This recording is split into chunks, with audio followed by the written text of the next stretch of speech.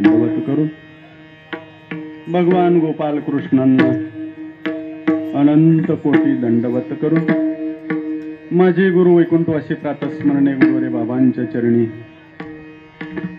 शतशः वंदन. या कीर्तनासाठी आवर्जून उपस्थित असणारे आदरणीय भाऊंना वंदन करून, भाऊ म्हटल्यानंतर तुमच्या लक्षात आलं असेल, गुरुजी मी याच्यासाठी भाऊ म्हटलं कारण त्यांचं नाव आहे रावसाहेब, बरोबर. कदाचित असं होईल मी बाबांचं नाव एकेरी घेतल्यासारखं, म्हणून मी आदरणीय भाऊंना वंदन असं म्हटलं. त्याचबरोबर या सप्ताहामध्ये गेली 7 दिवस ज्यांच्या मुखातून आपण कथेचं श्रवण केलेलं आहे असे आदरणीय हरिभक्तीपरायण गुरुजी यांना वंदन करून, या व्यासपीठाचे चालक, व्यासपीठ चालक जे महत्वाची भूमिका आहे त्यांना वंदन करून, या सप्त्याच्या सांगतेच्या कीर्तनासाठी उपस्थित असणारे आदरणीय हरिभक्तीपरायण अण्णासाहेब दुधभाते महाराज खामसवाडी, समस्त भजनी मंडळ अनसुर्डा, समस्त भजनी मंडळ गोगाव, समस्त भजनी मंडळ नांदुर्गा, त्याचबरोबर पंचक्रोशीतून आलेली सगळी भजनी मंडळी आणि गेली 2 महिने या सप्त्यासाठी अखंड राबणारे समस्त पाटवदेकर मंडळी, त्याचबरोबर सगळ्यात महत्वाची भूमिका सप्ताह असो, सार्वजनिक कार्यक्रम असो, धर्माचं काम असो, प्रवचनाचा असो, कीर्तनाचा असू द्या किंवा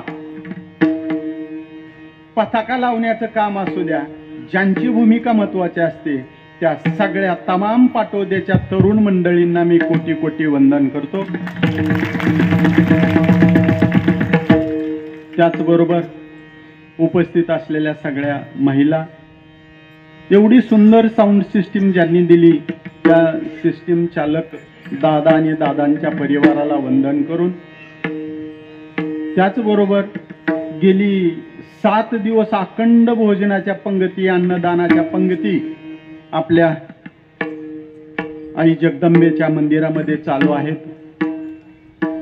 त्या स्वयंपाक करणाऱ्या सगळ्या स्वयंपाकी मंडळीसह त्याच्या पाठीमागे ज्यांचं योगदान आहे त्या सगळ्यांना वंदन करून, ज्यांच्या मातीमध्ये आम्ही कीर्तन करतोय असे आई जगदंबेंना वंदन करून, पुन्हा एकदा ज्यांनी या सप्त्याला तनानं सहकार्य केलं, ज्यांनी मनानं सहकार्य केलं, ज्यांनी धनानं सहकार्य केलं, ज्यांनी तन मन धन आणि आपलं योगदान दिलं त्या सकळांचे पायी माझे दंडवत.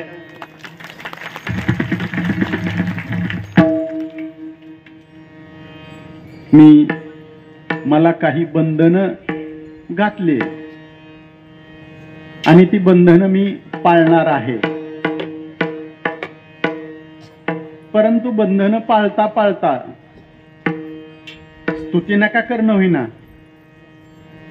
काही जणांना ते होतं, परंतु स्तुती नका करणं होईना, वस्तुस्थिती तरी सांगणं गरजेचं आहे की गुरुजी हार्मोनियमवरती मला साथ देणारे आपल्या गावचे आणि सुरुवातीपासूनचे असणारे पेटी मास्तर पांडुरंग गुरुजी, दोन्ही मृदंगवादक, दोन्ही माईकवरचे माईक चालक मला साथ देणारे या सगळ्यांना वंदन करून पुन्हा एकदा सगळ्या श्रोत्यांना, माता भगिनींना वंदन करतो. आता बरोबर 11:17 झालेले आहेत. मला फक्त सांगा मी किती वाजता थांबायचं. गेल्या वर्षी सारखं सांगू नका, मी त्या टायमाला हात केला की थांबेन. पुन्हा एकदा समोर बसलेल्या आणि पाठीमागे बसलेल्या सगळ्यांच्या चरणावरती वंदन करतो आणि मी कीर्तनाला सुरुवात करण्याच्या अगोदर थोडीशी विनंती करतो. माय थोडं पुढे सारखा की या पुढं, या सगळे पुढे या, सगळ्यांना बसायची संधी द्या पाठीमाग आणि तुम्हाला पण दाटण होणार नाही.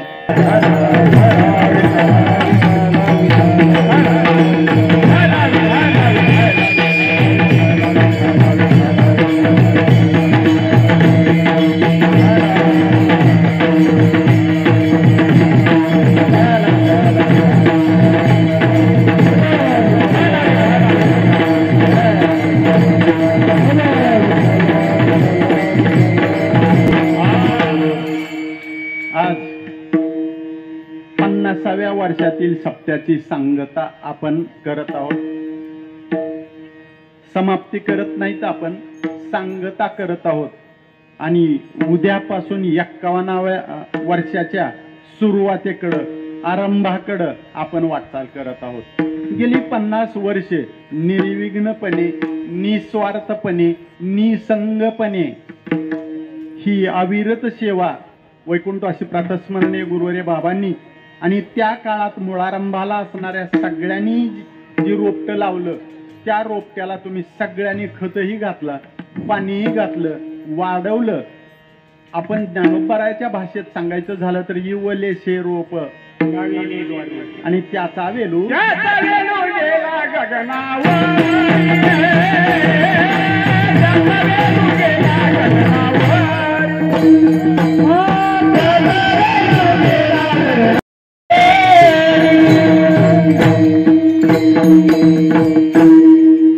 त्याचा वेलू गगनावरती गेलेला आहे आणि ती बघण्याचं भाग्य आपल्या सगळ्यांना मिळालेलं आहे. म्हणून पाटोदेकर मंडळींना मी 50 वर्षे आपण ही टिकवली परंपरा, त्याच्याबद्दल अनंत कोटी दंडवत. पुन्हा या ठिकाणी आवर्जून उपस्थित असणारे आपल्याच गावचे आपले भूमिपुत्र हरिभक्तीपरायण काकासाहेब महाराज यांनाही वंदन करून, या ठिकाणी धुता गावावरून आलेले माझे परम स्नेही अल्लानूर शेख हेही या कीर्तनासाठी उपस्थित आहेत. मी अल्लानूर आपल्यालाही धन्यवाद देतो आणि मी माझ्या कीर्तन सेवेकडे जातो. विठाल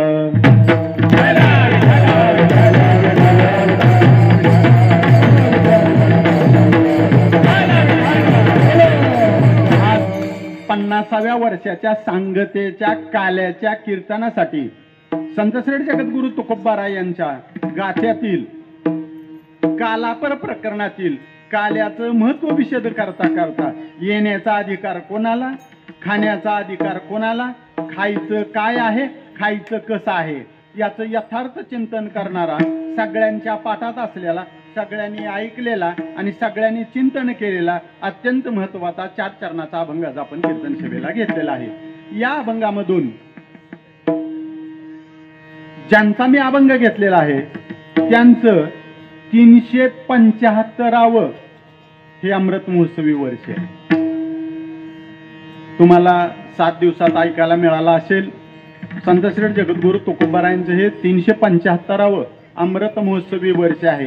मी तुम्हाला फक्त झोपी जाऊ नये म्हणून काही प्रश्न विचारत जाईन. मला सांगा, आपल्या सप्त्याचं हे कोणतं वर्ष? 50वं नाही सांगायचं. वर्धापन दिन 50 वर्षाला काय म्हणायचं? 75 वर्षाला अमृत महोत्सव म्हणायचं. 100 वर्षाला शतक महोत्सव म्हणायचं. 50 वर्षाला काय म्हणायचं? वा, तुमच्याकडून मला ऐकायचं होतं हे. 50 वर्षे झाली म्हणजे आपण आज सुवर्ण महोत्सवी वर्ष संपन्न करतोय. आणि हे सुवर्ण महोत्सवी पाहण्याचं भाग्य आपल्याला प्राप्त. पाहण्यासाठी आपण राहू, कोण हमी देतोय? कोणच नाही. शतक महोत्सव पाहण्यासाठी कोण नाही ना. आपण एक करू शकतोय त्यांना. मामा आता सुवर्ण महोत्सवी वर्ष, त्याला अमृत महोत्सवी वर्ष येतंय.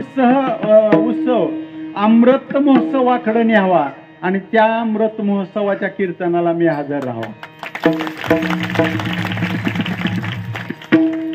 हे मी करू शकतोय का? मी मागू शकतोय ना. तो मागण्याचा अधिकार भगवंताकडे माझा आहे. पण अमृत महोत्सवापर्यंत म्हणजे आजपासून 25 वर्षे असेन मी नसेन पिन मागा ना. पण आज उघड डोळं ठेवून बघा, 50वं वर्ष सुवर्ण महोत्सवी वर्ष साजरं करताना मी हजर होतो. याचा धरीन अभिमान आणि हे करीन जतन. एवढी मी पाटोदेकरांच्या चरणी प्रार्थना करतो आणि संतश्रेष्ठ जगद्गुरु तुकोबारायांच्या गात्यातील अत्यंत महत्वाच्या 4 चरणाच्या अभंगाकडे मी वळतो. संतश्रेष्ठ जगद्गुरु तुकोबाराय या अभंगामध्ये सांगताना सांगतात, ज्याला काल्याला यायचंय, ज्याला प्रसाद घ्यायला यायचंय त्यांनी याल तरी या, पण कसं या, लागे या. तुकोबारांनी सांगितलंय या, पण कसं या, लगत या. माझ्यासोबत यायचं ना, या, पण कसं या, मला लगट या, खंड न पडू देता. जसा 50 वर्ष अखंड हरिनाम सप्ताह चालला तसं मला खंड न पडू देता माझ्या सोबत या. याल तरी या रे, लागे या, सोबत या, अखंड या, अविरत या. मग हे आम्ही तुमच्या सोबत आल्यानंतर त्याचा फायदा काय? त्याचा फायदा सांगतो ना म्हणले तुकोबाराय. आजी देतो पोट भरी पुरे म्हणाल तो वरी. त्याचा फायदा आहे, मी तुम्हाला बास बास म्हणेपर्यंत पोट भरून खायला देतो. फक्त पोट भरून मग खायला देतो म्हटलं असतं तर जमत नव्हतं का? पण तुकोबारांनी त्याच्या पुढचं सांगितलं, मी पोट भरून तर देतोच देतो, पण बास बास म्हणेपर्यंत देतो. परंतु येत असताना एक आट तुकोबारांनी घातली आणि ती आट अशी आहे, हळू हळू चाला आणि कोणी कोणाची न बोला. ही साधन सांगितलंय. साधना अत्यंत महत्वाची असते आणि साधना करत असताना निश्चयात्मक साधना असावी. काही मंडळीची साधना असते, हे होजीपर्यंत पायात चप्पल घालणारच नाही, सकारात्मक साधना असते आणि ती मंडळी पाळतात. आणि ती पाळण्यामागचा हेतू असा असतो, हे होजीपर्यंत म्हणजे ते होजीपर्यंत ही साधना आहे. आणि साधना ज्या वेळेला मनापासून अविरत अखंड केली जाते त्यावेळेला त्या साधनेला फळ द्यायचं काम भगवंताचं असतं. भगवंत देतोच, पण ती कसा पाहिजे, केला नियम चालवी माझा. कोणाकडे मागणी केली? नामा म्हणे केशवराजा. केशवराजा केशवराजाकडे मागणी करावी लागते. मी आता नियम केलाय काय, हे होजीपर्यंत पायात चप्पल घालणार नाही. हे चालवायचं काम कोणाचं आहे? केशवराजाचा आहे. त्याच्याकडे प्रार्थना करावी. तसं संतश्रेष्ठ जगद्गुरु तुकोबाराय या अभंगामध्ये सांगतात, तुम्हाला जर साध्य प्राप्त करून घ्यायचं असेल तर त्याची साधना शिका. आणि ती साधना काय आहे? हळू हळू चाला. दुसरी साधना सांगितली, फक्त हळूहळू चालू नका. मग काय करायचंय? हळूहळू तर चालात, पण कुणी कुणाशी न बोला. मग त्याचा परिणाम काय होईल? अरे त्याचा परिणाम असा होईल की बास बास म्हणेपर्यंत तुम्हाला खायला मिळेल. पण काय, देवीच्या मंदिरातले पंगत नाही, तर काल्याचा प्रसाद आहे आणि तो प्रसाद खायला मिळेल. पुन्हा तुकोबारांनी सांगितलं सांगताना, अरे तुका म्हणे सांडा घाटे घाटे सांडा, एवढं सांगितलं नाही. तेने नका भरू पोटे. जे घाटी आहे ते सांडा आणि जे घाटे आहे त्यानं पोटे भरू नका. जर घाटेनं पोटे भरले तर काय होतं? तर हातपाय काडी होतं आणि पोट नरसोबाची वाडी होतं. नाही कळलं? घाटे याचा अर्थ सांगेन मी अभंगामध्ये तुम्हाला. आणि मग पोट भरा, ते भरणं म्हणजे पाटोदेकर मंडळीने जे गेली 50 वर्ष जेवण केलेलं आहे त्यानं पोट भरावं. हा सरळ सरळ संतश्रेष्ठ जगद्गुरु तुकोबारांच्या अभंगाचा भावार्थ आहे. विठाला विठाला विठाला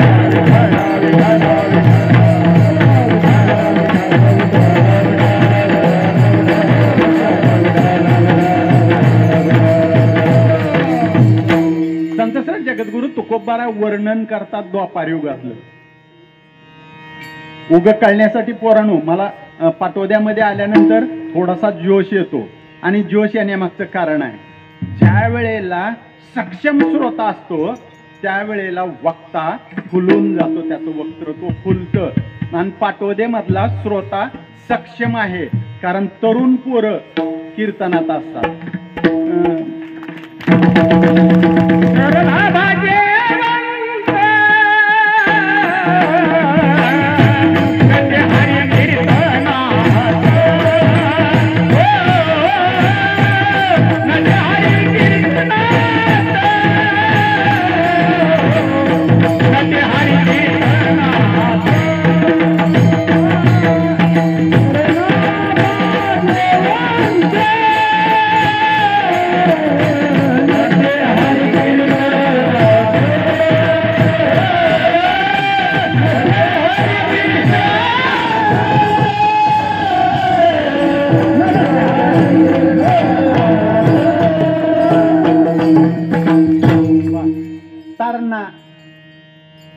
महाराजांनी शब्द वापरला भाग्यवंत, हे अत्यंत महत्वाचं आहे. तरणा असावा आणि भाग्यवंत असावा. मग तो कुठं नटतो, कुठं खेळतो, कुठं नाचतो, कुठं बसतो आणि कुठं असतो, त्याचं उत्तर सांगितलं कीर्तनात. आणि पाटोदेकर मंडळी, तरुण पोरं मला कीर्तनात, लहान पोरं कीर्तनात बसलेली बघायला मिळाली. श्रीकृष्ण भगवंताच्या हे लक्षात द्वापार युगामध्ये आलं होतं. पोरांनो, तुम्ही लक्ष ठेवा फक्त माझ्याकडं. द्वापार युग मध्ये म्हणजे श्रीकृष्ण भगवंताला जाऊन आता 5,500 वर्षाकडे आमची वाटचाल चालू आहे.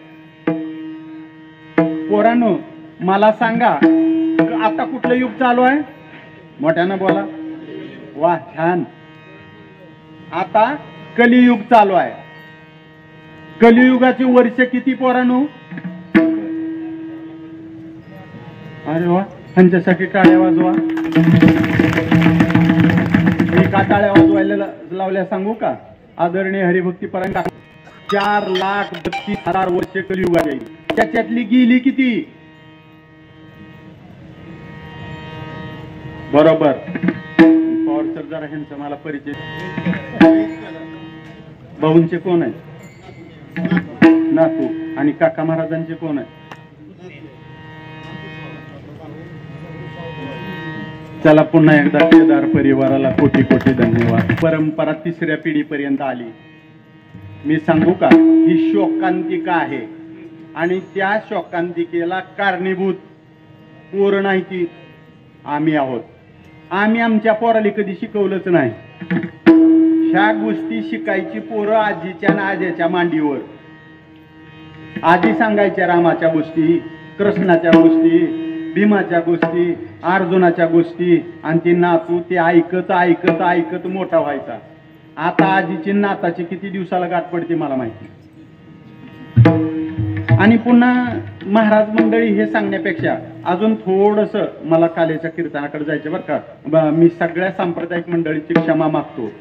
बऱ्यापैकी मी काल पण एक कालेचं कीर्तन करून आलोय. कुठं करून आलो काय मी ती सांगणार नाही, आणि तो माझा काय मोठेपणा सांगण्याचं हेतू नाही. बरीच पोरं काय करायली सांगू का, मोबाईल घ्यायली आणि युट्यूबवर कीर्तन ऐकायली.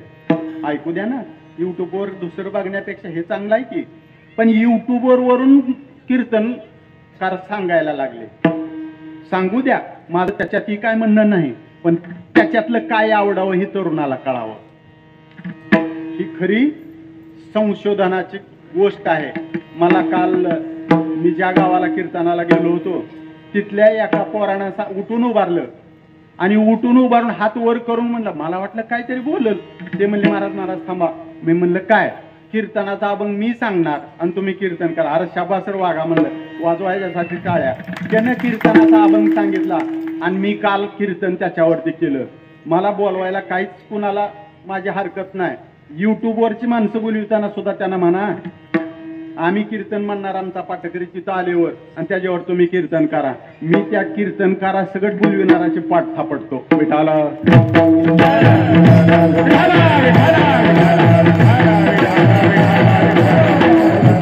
5,500 वर्षापूर्वी श्रीकृष्ण भगवंतानी जे केलं त्याचं वर्णन तुकोबारायने केलेलं या अभंगामध्ये. याल तरी यायचंय ना तुम्हाला, आता याल तरी हा शब्द का वापरला त्याचं कारण सांगतो. गोपाळ कृष्ण लहान होते आणि लहान असताना गोपाळ कृष्णाने एक ग्रामसभा बोलवली होती. आता ग्रामसभा काय असते सांगायची गरज नाही. ग्रामसभा बोलवली आणि ग्रामसभेमध्ये पहिला ठराव कृष्णानं मांडला होता की आपल्या गोकुळातलं दही, दूध, तूप, लोणी आजपासून मथुरेला न्यायचं बंद. मथुरेला द्यायचं नाही, कारण आपलंच दही, दूध, तूप, लोणी प्युअर बघून घेतेत, खातेत आणि आक्रमण आपल्यावरच करते. त्यावेळेच्या पहिल्या ग्रामसभेतलं काय झालं माहितीये का? सगळ्यांनी होकार द्यायला पाहिजे का नाही? बसलेल्या एक जणांना दोघाच्या मांडीवर हात टाकला आणि ती दाबलं उठलं. ही एक उठलं तशी ही दोन उठली. ही दोन उठताना दोघाच्या मांडीवर हात टेकून उठली. आणि जेव्हा कृष्णानं ठराव मांडला त्यावेळेला त्या ठरावाच्या बाजूनं बोलायला सुद्धा कोणच राहिलं नव्हतं. एकटा कृष्णच व्यासपीठावर होता आणि बारकी पोरं. आणि त्यावेळेस कृष्णाच्या लक्षात आलं की यांना बोलण्याचा अर्थ नाही, यांना बोललं पाहिजे. आणि तरुण पोराचं संघटन केलं आणि तरुण पोरांना समजून सांगितलं, अरे तुझ्या घरी म्हशी गायी आहेत का? गायी आहेत की माझ्या घरी. दूध आहे का? आहे की. मग तू असा का? त्याने सांगितलं, काय गवळी याची पोरे ताक पिरे, दूध जात मथुरेला आणि आम्ही खातो ताक, त्याच्यामुळं आम्ही असा आहोत. आणि कृष्णानं तिथंच सगळ्याला सांगितलं, तुम्हाला दही खायला मिळतं का? ते म्हणले नाही खायला मिळत. दूध खायला मिळतं का? नाही खायला मिळत. तूप खायला मिळतं का? नाही खायला मिळत. लोणी खायला मिळतं का? नाही खायला मिळत. खायचंय का तुम्हाला? ते म्हणले खायचंय की आम्हाला. मग तुम्हाला जर खायचं असेल तर त्याचं एकच करावं लागेल. काय करावं लागेल? तीच तुकोबाराने अभंगाच्या चार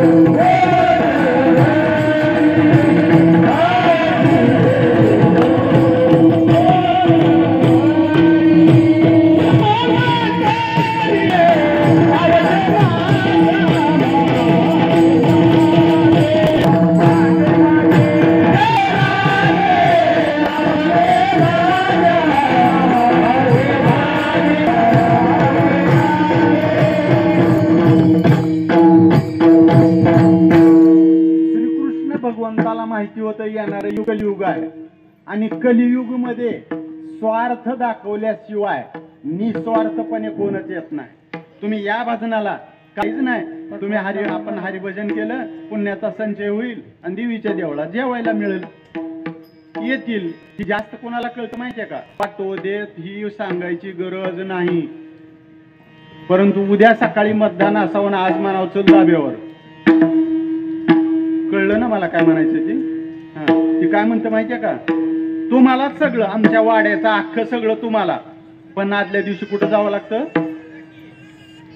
आता मला त्याच्यात जास्त जायचं नाही. म्हणजे काहीतरी आमिष दाखवल्याशिवाय माणसं येत नाहीत. आणि श्रीकृष्ण भगवंताला द्वापार युगात माहिती होतं, कारण येणारं कलियुग आहे ना, आमिष दाखवावं लागतं. त्यावेळेला श्रीकृष्ण भगवंतांच्या मुखातून तुकोबाराय सांगतात, तुम्हाला यायचंय, तुम्हाला खायचंय, तुम्हाला पाहायची, तुम्हाला बघायचंय, याल तरी कसं या लागे या. पुन्हा श्रीकृष्ण भगवंतांच्या मुखातून तुकोबाराय म्हणाले, लागे या एवढंच नाही, अवघे या. फक्त लागे या ना अवघे या. हो, स्पीकरवाले ते मागटलं बंद पडलंय, लोक वरडायला लागले, त्या आवाजीनं गेला म्हणून 3 वेळा झालं तुम्हाला सांगितलं. माणसं येत नाहीत. आणि श्रीकृष्ण भगवंताला द्वापार युगात माहिती होतं, कारण येणारं कलियुग आहे ना, आमिष दाखवावं लागतं. त्यावेळेला श्रीकृष्ण भगवंतांच्या मुखातून तुकोबाराय सांगतात, तुम्हाला यायचंय, तुम्हाला खायचंय, तुम्हाला पाहायची, तुम्हाला बघायचंय, याल तरी कसं या लागे या. पुन्हा श्रीकृष्ण भगवंतांच्या मुखातून तुकोबाराय म्हणाले, लागे या एवढंच नाही, अवघे या. फक्त लागे या ना अवघे या. हो, स्पीकरवाले ते मागटलं बंद पडलंय, लोक वरडायला लागले, त्या आवाजीनं गेला म्हणून 3 वेळा झालं तुम्हाला सांगितलं.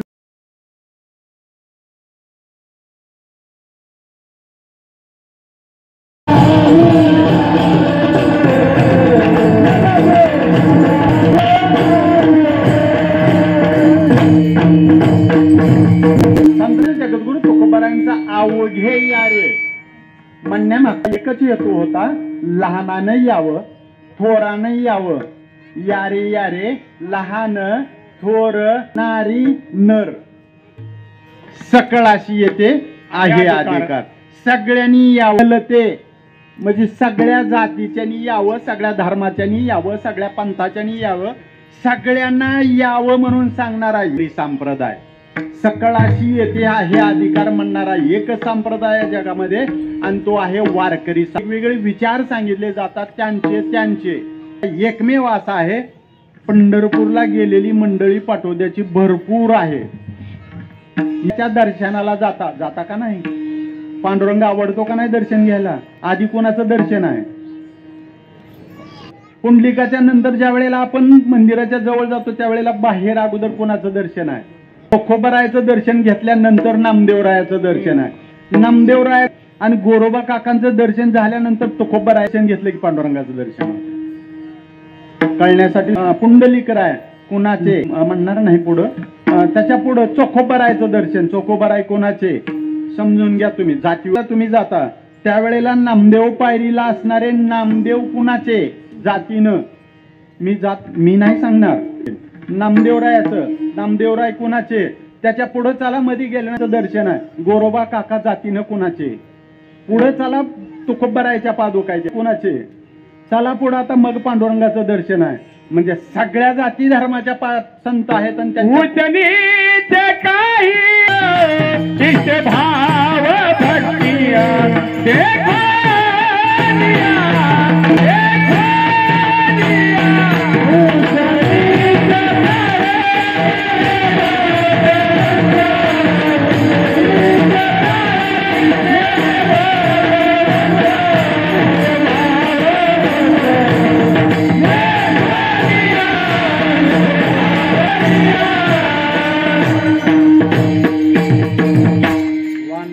वारकरी संप्रदाय इथं बोलतो मी पवार सर. कारण श्रीकृष्ण भगवंतांनी काय सांगितलंय? अवघे यारे लागे यारे. अभंगाचंच मी चिंतन करतो. मी बाकीचं काय बोललोच नाही, बोलणारही नाही. मग सगळ्याला घेऊन चालणारा एकमेव संप्रदाय. गेल्या महिन्यामध्ये पाश्चात्य देशातले एक तत्ववेते करोडोपती माणूस भारत देशात आला, द्वारकेत आला आणि द्वारकेत येऊन त्यानं हिंदू धर्म स्वीकारला. तर पोरांनो नीट ऐका. हिंदू धर्म स्वीकारला आणि त्यानं हिंदू वेश धारण करून मग जी पत्रकारांना ज्यांना कळालं त्यांनी त्याला गाठलं आणि त्यांनी त्याला प्रश्न विचारला, तुम्ही हिंदू धर्म स्वीकारला? हिंदीतून बोलत होते. त्यांना म्हणला हो मी हिंदू धर्म स्वीकारला. म्हणले का बरं स्वीकारला? कुठून आलात? कुठल्या देशातून आलात? किती संपत्ती आहे? प्रश्न जाऊ द्या, मला कीर्तन करायचंय. त्याला विचारलं त्यावेळेस त्याने सांगितलं मी तत्ववेता आहे, अब्जावधी रुपयाचा माझा उलाढाल आहे, परंतु मी एक वाचत होतो. तुम्ही कुणाचे? ते म्हणले मी ख्रिश्चन आहे. बरं मग हिचं येऊन असं का केलं? मी एक वाचत होतो, सगळे धर्मग्रंथ वाचत असताना प्रत्येक धर्मामध्ये आणि प्रत्येक धर्मग्रंथामध्ये एक सांगितलं मैं हूं आणि मेरा पिता वो है.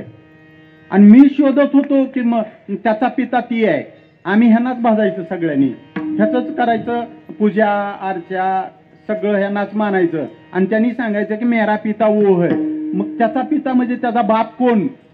मीही शोधत बसलो. आणि ज्यावेळेस भारतात आलो त्यावेळेला मला इथं आल्यावर कळालं की कृष्ण माझी पिता, कृष्ण माझा माता, माझी माता, बहीण बंधू शोधला कृष्ण माझा. मला भारतात आल्यावर बाप कोणीही कळलं म्हणून मी हिंदू धर्म स्वीकारला. सगळ्या धर्मातल्या ग्रंथामध्ये सांगितलंय हा आपला आणि त्यानं धर्म स्थापन केला आणि तो आपला, त्यालाच मानायचं. पण त्यानं सांगितलं की तो माझा बाप. मग तो त्याचा बाप कोण ते भारतात कळालं मला. हरिते दास जन्म घेतिया, हरिते दास जन्म घेतिया.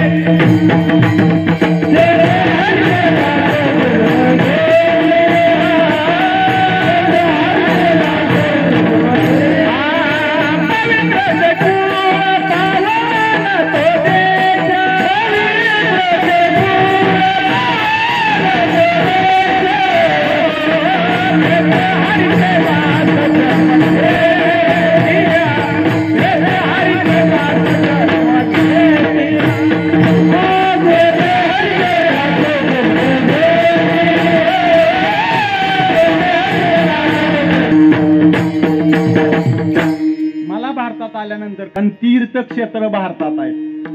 नद्या असणं वेगळं, गोवेते आहेत पण संत भारतात आहेत.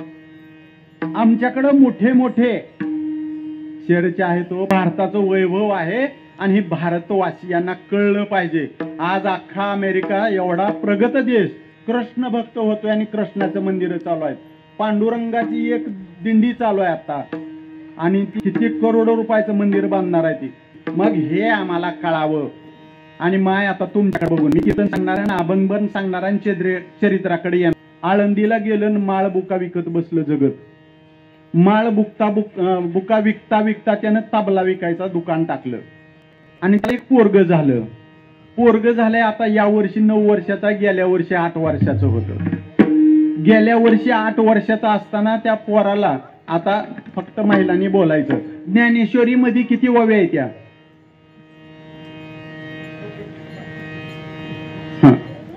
असू द्या, तुमचा दोष नाही, तो आमच्या सारख्याचा दोष आहे. आम्ही तुम्हाला कळूच दिलं नाही, कारण आम्हाला माहिती होतं जर आम्ही तुम्हाला कळविले तर आमचं पॉकेट कसं भरायचं.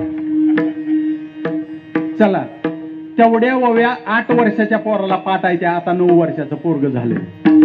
आणि ही पेपरला बातमी आल्यानंतर मी आवर्जून भेटायला गेलो होतो, त्या पोराचं दर्शन घेऊन यायचं, प्रतिज्ञानोबराय आहेत म्हणून. आणि पत्रकारांनी मुलाखत घेताना थोडी क्षमा मागून मी चरित्राकडे येतो, ही काळाची गरज आहे. पत्रकारांनी मुलाखत घेताना त्या माऊलीची जाऊन मुलाखत घेतली.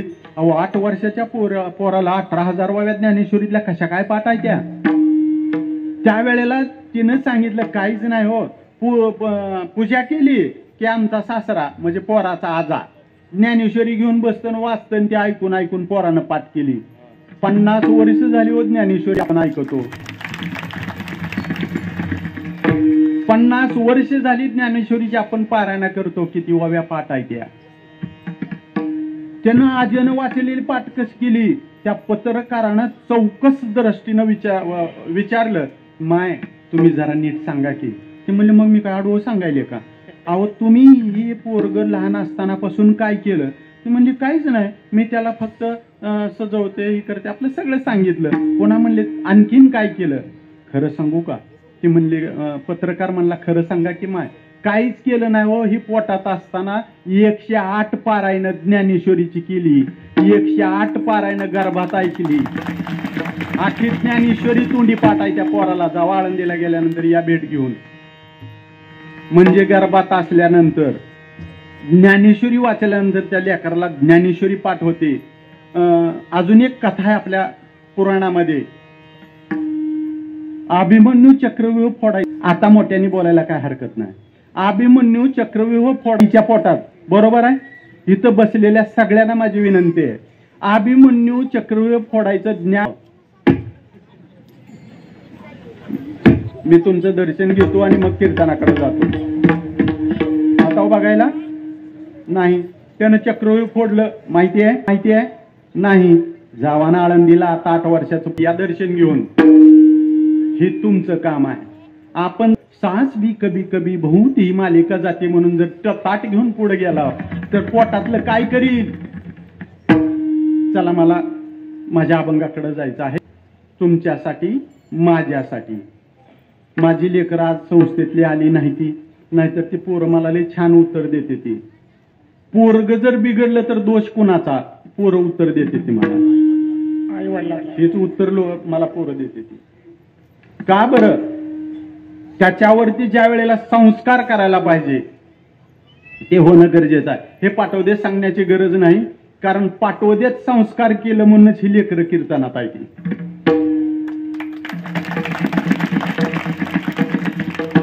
आणि चला, संतश्रेष्ठ जगद्गुरु तुकोबाराय सांगतात की चला, यायचंय ना, याल तरी या रे लागे. मग काय होईल?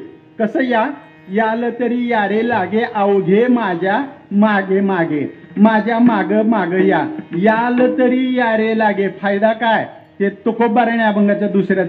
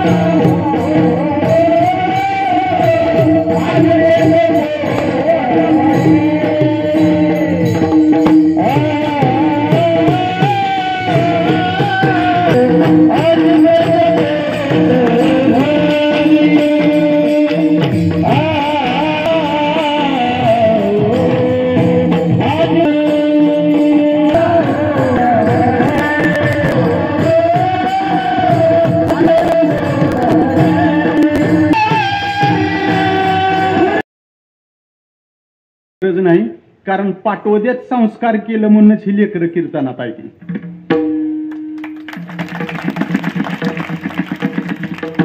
आणि चला संतश्रेष्ठ जगद्गुरु तुकोबाराय सांगतात की चला यायचंय ना, याल तरी यारे लागे. मग काय होईल, कसं याल तरी यारे लागे, अवघे माझ्या मागे मागे, माझ्या माग माग याल तरी यारे लागे. फायदा काय, ते तुकोबाराने अभंगाच्या दुसऱ्या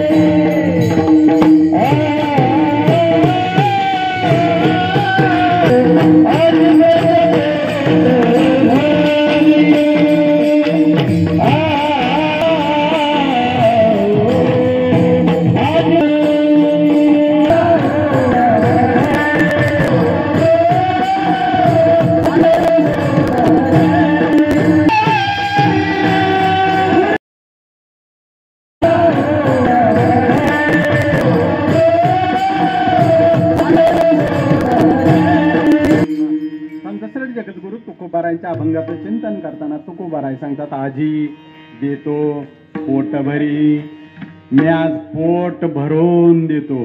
पोट भरून देतो म्हणणारे श्रीकृष्ण, आणि त्या श्रीकृष्णाला तुम्ही पोट भरून, मला टाइम फक्त सांगा का, पोट भरून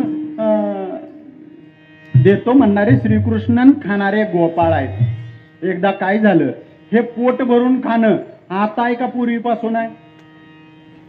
पूर्वीपासून आहे, बरोबर आहे. परंतु ही कशानं घडतं? आम्ही खातोय ते आमचं, आम्ही खातोय ते आमच्या कष्टाचं, आम्ही खातोय ते आमच्या पोरांनो. मी फक्त तुमच्यासाठी बोलायलो. आपण म्हणतो का नाही, मी काय कोणाच्या, मी माझ्या हिम्मा हागून आलं रे पोरांनो. ही माझं माझ्या कसं. एकदा काय झालं, उग कळण्यासाठी सांगतो. एकदा काय झालं, श्रीकृष्ण भगवंताकडे त्याचा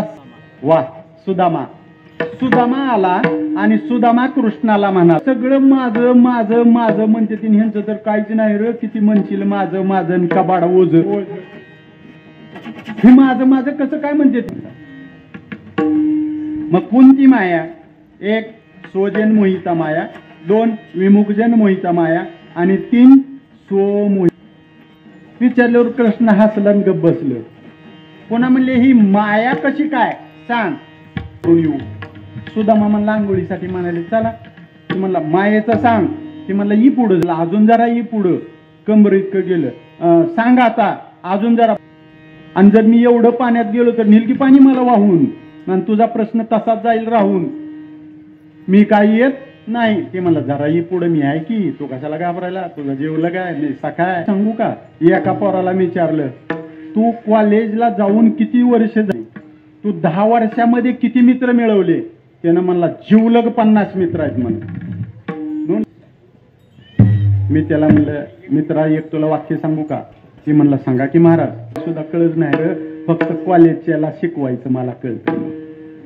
ती म्हणला कसं काय? 10 वर्षामध्ये 50 मित्र करण्यापेक्षा 50 वर्षे एकच मित्र कर, वर्ष टिकेव की. कारण ती कशासाठी लागतंय, ओघात मला काल्याच्या कीर्तनामध्ये चरित्राचे उच्चारावे. परंतु हे बी सांगणं गरजेचं म्हणून मी सांगतो. आपल्या सोलापूर जिल्ह्यातला नामांग सुद्धा डॉक्टरला विमान नाही, त्याला विमान आहे. अशा डॉक्टरनं डोक्यात गोळी घातली आणि मेलं. तुम्हाला सगळ्याला माहिती आहे, सांगत नाही. त्याचं एकच कारण आहे, त्याला टेन्शन होतं, हे काय सुद्धा नाही, टेन्शन नाही, भानगड नाही, त्याला काय कमी नाही, विमान असलेला माणूस गरीब नाही. असं कशामुळे होतं? जीवनामध्ये माणसाला आउटलेट लागतं. आउटलेट नसलं की भैयू महाराजासारखं होतं. आउटलेटचा अर्थ कळतो का? सगळी शेतकरी आहेत म्हणून सांगतो. 500 मोटर विहिरीवर आणि पाईपलाईन वरच्या कडेला गेली आणि वरच्या कडेचं सगळी तोंड मधली बंद आहे, वरच्या कडेचं तोंड बंद केलं आणि बटन दाबलं, काय होतंय? पाईपलाईन. बरं झालं, मला वाटलं पाठवू देत वेगळं काय होते ते. पाईपलाईन फुटते, बरोबर आहे. तसं माणसाचं तोंड कुठंच उघडं करायला जागा नसेल तर त्याचा उद्रेक होतो. म्हणून माणसाला आउटलेट असावे बोलण्याचं. काहीतरी टेन्शन, विचार, अडचण सांगण्यासाठी एक जीवलग मित्र असावा. आणि मग आम्ही फक्त ट्रॅक्टरवर गाणी लावतो दुःख अडवायला. मला त्याचा काही नाही म्हणायचं, फक्त एक कुठंतरी आपल्याला आउटलेट असावं लागतं. चला, सुदामानं तिथं श्रीकृष्ण भगवंताला विचारलं. श्रीकृष्ण भगवंतानं म्हणले सुदामाला, आता तू बुड आणि वर उठ, तुला मी तुझ्या प्रश्नाचं उत्तर सांगतो. सुदामा बुडला की कृष्णानं तसंच डोक्यावर हात ठेवला. आता कृष्णानं ठेवलेला हात काय येऊ देईल का बाहेर? सुदामाच्या जसा डोक्यावर हात ठेवला तसा सुदामा नदीत वाहत गेला. वाहत गेल्यानंतर खाली एक मोठं गाव होतं, ती राजधानी होती. तिथल्या लोकांनी पकडला. कोण? सुदामा. नीट ऐका बरं का. सुदामा पकडला. सुदामाला तसंच उचललं आणि हातीवर आणून बसवलं उघडच, कारण आंघोळ करायला होतं उघडं. वाहत कसं गेलं? उघडं. हातीवर बसवलं आणि मिरवणूक चालू झाली. त्यानं म्हणलं काय नाही म्हणलं, आमच्या राजवाड्यातली पद्धत, राज्यातली पद्धत आहे. राज्याचा राजा ज्या वेळेला मरतो त्यावेळेला नदीत वाहत आलेल्याला आम्ही घेतो आणि त्याला राजा बनवतो. ही खुशच की. ती कुठं करायली आता? सुदामा कुठं आहे? हातीवर. बरोबर आहे ना? सुदामा कुठं बसलाय आता? अजिबात नाही. सुदामा कृष्णाच्या हाताखाली आहे. ही जी पुढचं दिसायले ती कशामुळे दिसायले त्याला? कृष्णाच्या मायेमुळं. गेला राजवाड्यात. राजवाड्याच्या पुढं दारामध्ये हजारो स्त्रिया आरत्या घेऊन, आणि त्याच्यातली एक आरती पुढच्या कडला. त्याने विचारलं, ही कोण? ही तुमची राणी, ही सगळ्या दास्या. अहो खुश झालं किती. गादीवर गेलं, गादीवर बसलं. आता सुदामा कशावर बसला? गादीवर. पण सुदामा कुठं आहे? कृष्णाच्या हाताखाली पाण्यात. ह्याला लय बरं वाटलं. आणि थोड्या दिवसानं ती मुख्य राणी मेली. चटकन सांगतो, मला चरित्राकडे यायचंय. मुख्य राणी मेल्यानंतर ही सगळीच म्हणली चला. म्हणला कुठं?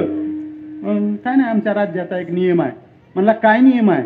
राजा मेला की वात येईल त्याला राजा करताव, पण राणी मेली की राणी सोबत त्याला जाळताव. काढले की सुद्धा मला बाहेर, आणि तेलाचं डबोचं डबो ओतलं अंगावर.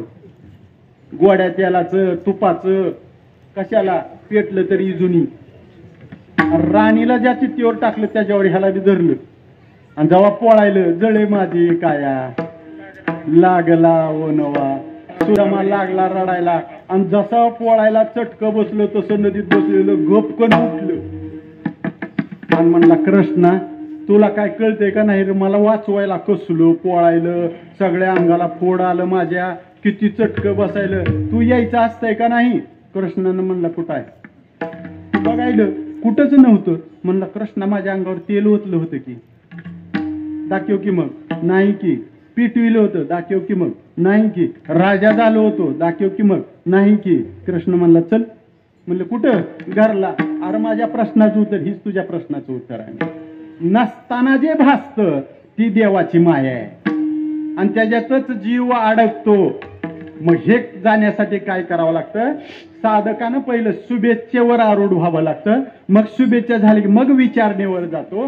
विचारणा म्हण शुभेच्छा, विचारणा, तनुमानसा, सत्वापत्ती, असंशक्ती, पदार्थ भाविनी, मग सप्तावस्था तुर्यागा म्हणून सप्ताह 7 दिवसाचा असतो.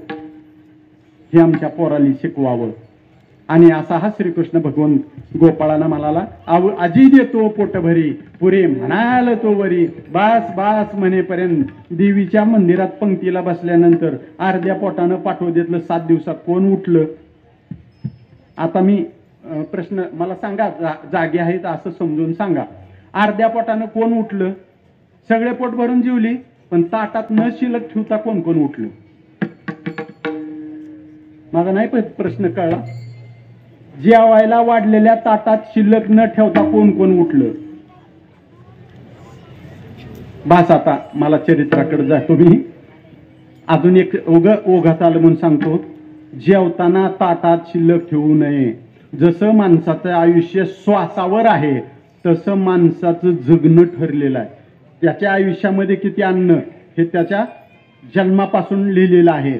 आणि ज्या वेळेला माणसं दवाखान्यात ऍडमिट होतात, कसं आहे, 6 महिने झालं बघा नुसत्या सलाईनवर आहे. जेवलं का? नाही. वाचलं कसं काय? आयुष्य शिल्लक राहिलं आणि अन्न अगोदरच वाटोळ करून संपलं होतं.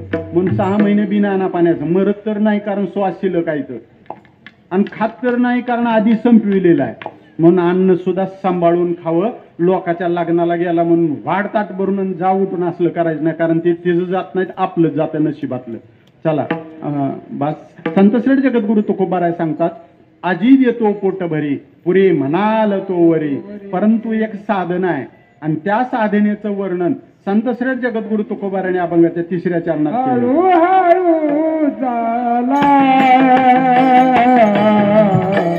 हळूहळू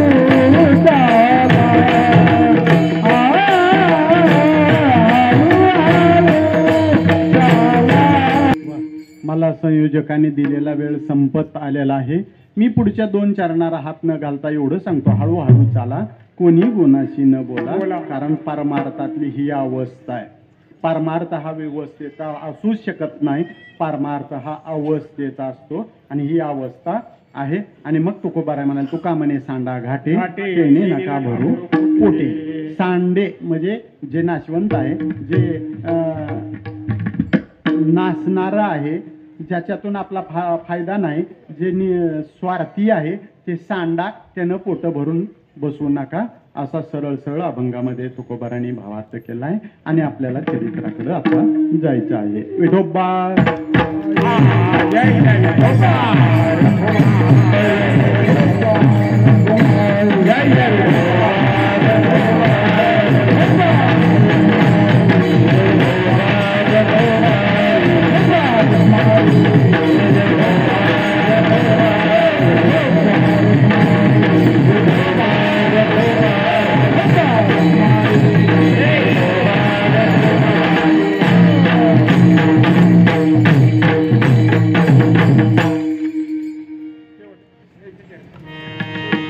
विठ्ठल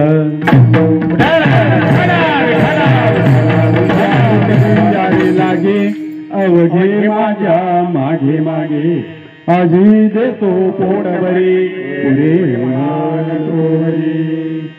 संतश्रेष्ठ जगद्गुरु तुकोबाराय यांच्या अभंगात यथामती यथावकाश चिंतन करत असताना काल्याच्या कीर्तनकाराला बंधन आहे. चरित्र ते उच्चारावे,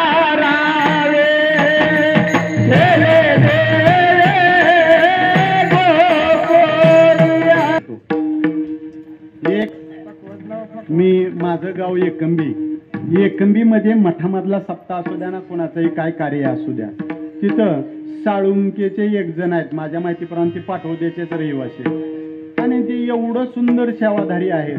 तसंच आपल्या गावामध्ये पवार सरांनी काही कारणामुळे त्यांना माझ्याकडे आणलं होतं, सांगितलं ऐकलं, आणि असा एक सेवाधारी माणूस आहे आपल्या पाटवद्यामध्ये. आणि त्यांचा वडिलाला आदेश दिला आणि वसुदेवानं तो पाळला. 4 हाताचा 8 वर्षाचा प्रकट झाल्यावर देवकी माता म्हणाली, मी यासाठी तपश्चर्या केली नव्हती, मला बाळ पाहिजे. बाळ पाहिजे म्हटल्यानंतर कृष्ण भगवंत हसले आणि लगेच बाल रूपामध्ये प्रकट झाले आणि देवकी मातेच्या मांडीवर बाळ झाले. बाळ झाल्यानंतर वसुदेवानं लगेच उचललं आणि छातीला लावलं का नाही त्याचंही प्रमाण सांगतो मी. सोडा सोडा मिठी आणि लपवा लपवा जगजेठी. मिठी सोडा आणि जगजेठी लपवा, याच्यामध्ये खूप अध्यात्म आहे. परंतु कधीतरी कुणीतरी मधल्या कीर्तनात सांगितलं तर चालेल, मला आता वेळ नाही. जगजेठी असेल तर लपवता येतो का?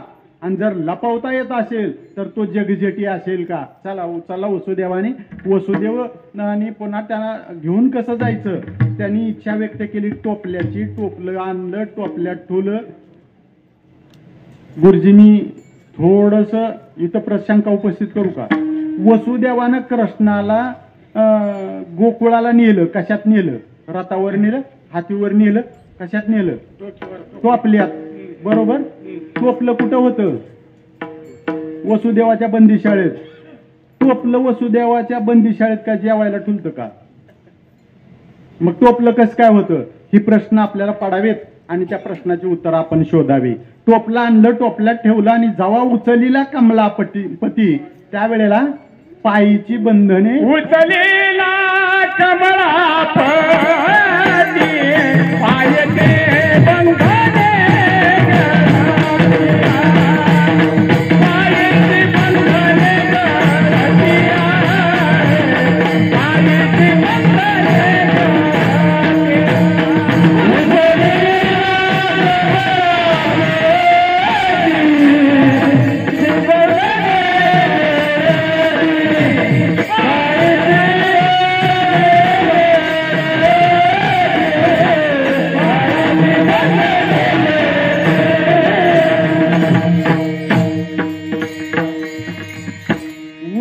जसं उचलून डोक्यावर घेतलं तसं सगळंच गळालं. याच्या पाठीमागं खूप मोठा अध्यात्म आहे बरं का, नीट लक्षात घ्या. कृष्णाला उचलून डोक्यावर घेतलं की सगळीच बंधनं गळाली. कशाची? म्हणा ना, हाताची, पायाची. अहो ते फक्त सांगण्यासाठी, लीला सांगण्यासाठी आहे.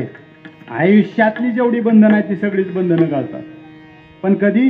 त्याला उचलावं लागतं आणि उचलून काकाला अजिबात नाही, त्याला डोक्यावर घ्यावं लागतं. त्याच्या पुढे सांगू का?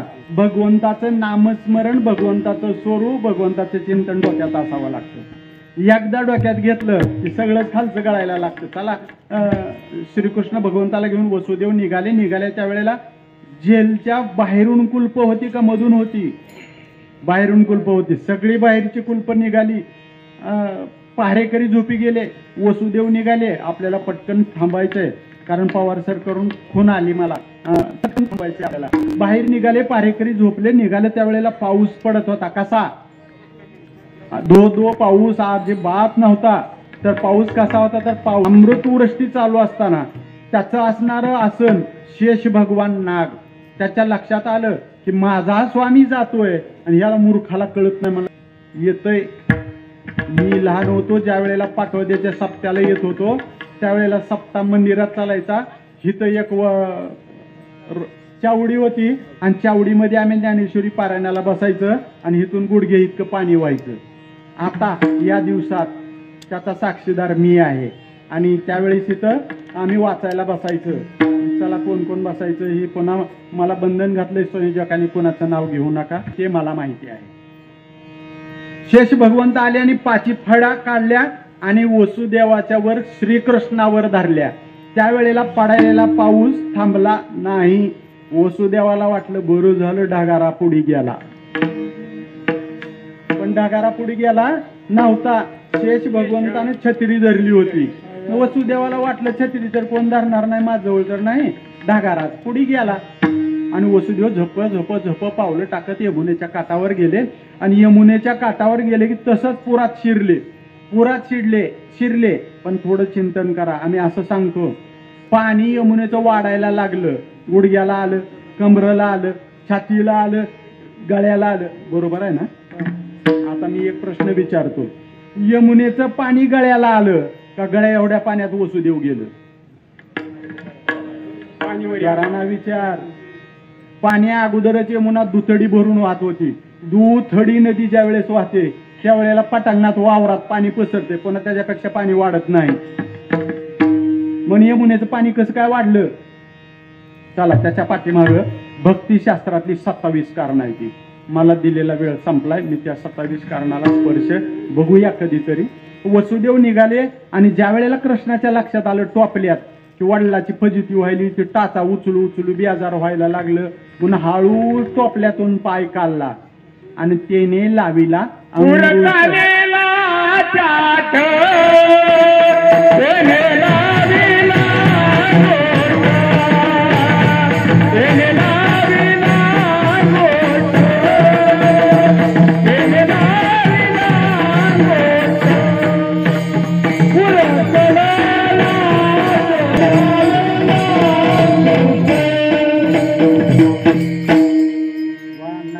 सुंदर मला प्रमाण दिलेलं आहे. पूर आचाट चालला होता, वाहतच होता तुडुंब भरून, पण त्यांनी काय लावला नदी यमुनेच्या पाण्याला? अंगुष्ट लावला, अंगठा लावला. अंगुष्ट लावावा का पाय बुडवायला पाहिजे होता यमुनेच्या पाण्यात?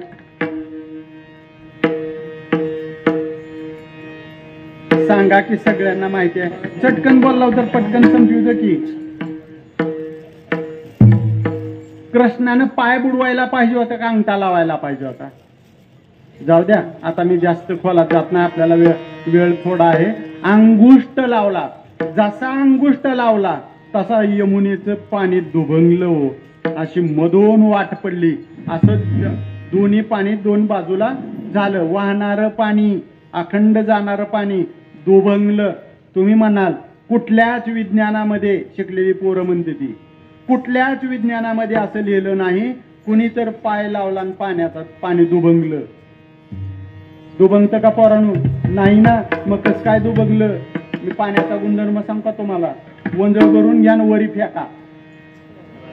ते जाताना धार असते, येताना गोळ होते. तर मला विज्ञान आता सांगायचं नाही, फक्त तुम्हाला शंका येऊ नये आणि आली तर मला विचारा. पुन्हा मी सगळ्या शंकेचं समाधान जमेल तेवढं करतो. मी काय परिपूर्ण नाही, पण मी जमेल तेवढं करतो. पाणी दुभंगलं त्याचं कारण काय आहे? तर त्याने लाविला अंगुष्ठ, त्याने अंगठा लावला. आता मला सांगा, शरीरातला सगळ्यात महत्वाचा पायातला भाग कुठला आहे? तर अंगठा आहे. महाराज, संत, साधू, मुनी, योगी, तपस्वी घरी आल्यानंतर त्यांची पाद्यपूजा करतात. पाद्यपूजा करताना अख्ख्या पंजालाच हळद कुंकू लावता का अंगठ्याला लावता? अंगठ्यालाच का? तरुण पोरांच्यासाठी मी एक प्रश्न विचारतो. पोरांनो, साखरपुडा होतो ना, साखरपुड्यातला महत्वाचा विधी काय आहे?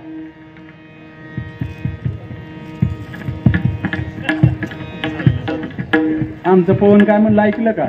झालाच नाही तर कुठला सांगावं. बरं, मित्राच्या तर साखरपुड्याला गेलताव का नाही? साखरपुड्यातला महत्वाचा विधी आहे अंगठी घालायचा. बरोबर? अंगठी. नवरी अंगठी घालते नवऱ्याला, नवरा अंगठी घालतो नवरीला.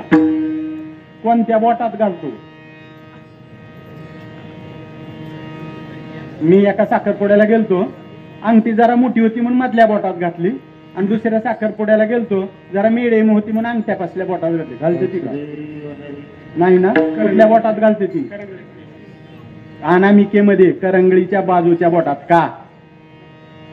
त्याची शिर हृदयापाशी गेलेली असते. वाह, क्या बात आहे. हुशाराची माणसं. याच बोटामध्ये अंगठी घातली जाते, कारण हृदयाची डायरेक्ट शिर या बोटाला येते, आणि हृदयापासून पायात गेलेली शिर पायाच्या अंगठ्याला जाते. अंगठ्याचं पाद्यपूजन होतं, म्हणजे त्यांच्या हृदयाचं पाद्यपूजन होतं. हृदयाची पूजा घडते. आणि यमुनेला कळलं होतं की अंगठा लागलाय म्हणजे हृदयापर्यंत माझा स्पर्श गेलाय, आणि तिथून रक्त पुन्हा हृदयाकडे जातं. म्हणून हे आमच्या धर्माच्या रूढी आम्हाला कळाव्यात. आली परंपरा म्हणून पुढं, जशी आली तशी पुढं. मला वेळ थोडा आहे, पण आली तशी पुढं कशी जाती मी सांगितले आहे. सांगितलं असतं, पण ते कसं आहे माहितीये का? पीछे से आया आगे निकल गया. सांगितलं असतं मी तुम्हाला, परंतु आता माझ्या हातात वेळ नाही. आणि पोरं जर म्हणले 5 मिनिटं देता सांगा, तर सांगून जातो. पीछे से आए आगे चला गया, आया गया. कसं आहे सांगतो. एकदा काय झालं, एका श्रीमंत सावकाराच्या घरी चोरी झाली.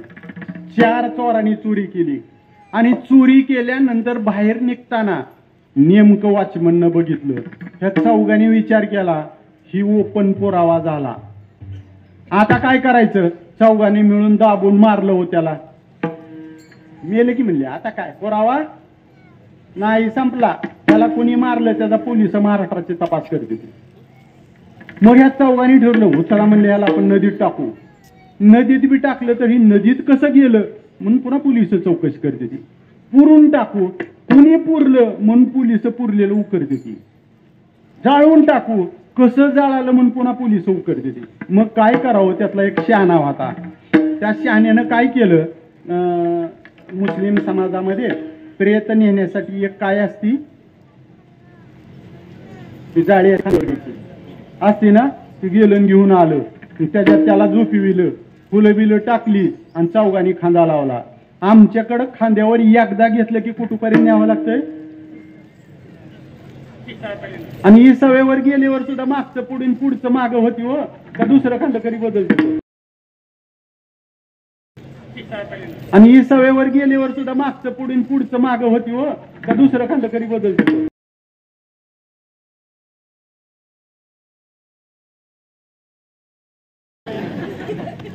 मग पुन्हा पुढच्याने विचारलं, हे कोण आहे? त्याने म्हणलं किसे पता. मग तेरे पास कैसे आया? पीछे से आया.